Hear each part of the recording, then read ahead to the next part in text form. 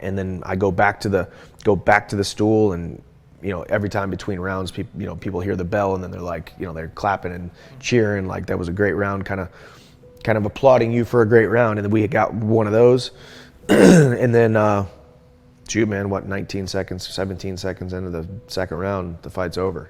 So it's just such a crazy, interesting, unfortunate / fortunate love story of craziness, mixed martial arts is. Because I've been in that situation too, where it's like, it's a crazy round, and then all of a sudden, boom, the fight's over. This time I was on the receiving end of it, the wrong end of it. So, just watching it back too, just watching myself in the octagon after the loss. I think just seeing, I don't know, it's a loss, and it's painful, and it sucks, but it's also just like, it's also happiness. It's also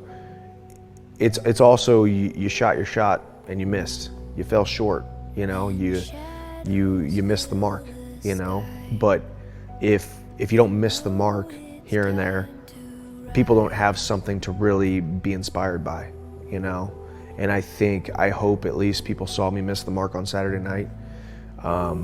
Watched my dreams shatter before their eyes, and hopefully they can take something from it. And as I move forward with complete disregard to that loss, and we're going to recalibrate, we're going to reassess, we're going to get in some more fun, exciting matchups with some of these top lightweights, and we're going to entertain, and we're going to have a good time. And I'm always going to put my best foot forward, and I'm always going to try to operate with integrity, operate with character, operate in a manner that I want my son Hap to see someday, that he can look me up and say, okay, Daddy lost these fights, and he lost this, what did he say after this one? What did he say after this one? What did he, and then, oh, here's an interview of his employer, whether it be Bellator or whether it be Dana White. What did these guys say about my dad? Because I think that's what's going to be most important, because I can tell him all day long, hey, Daddy is this, I did that, I am this. But when it comes from other people, or it comes things he can watch and see, that's the big masterpiece that I talk about, painting.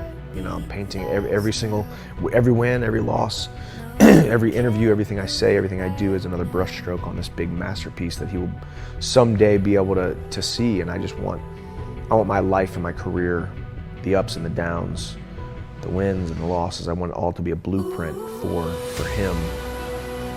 And other people I haven't met, people I haven't had personal touch with, like, just to say, hey, because this guy, this small guy from a small town who was taught to do small things, decided to disregard those things he was hearing, those lies that he was being told, and those ceilings that were being put on him, those limits that were being put on him, because he disregarded those, he moved forward and did some great things, then I can too, So I just want that, and I think,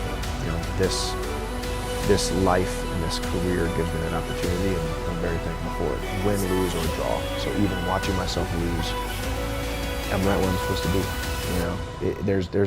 There's a great feeling and a great amount of happiness and contentment that comes with being exactly where you're supposed to be, doing exactly what you're supposed to be doing, and I truly believe I'm doing that.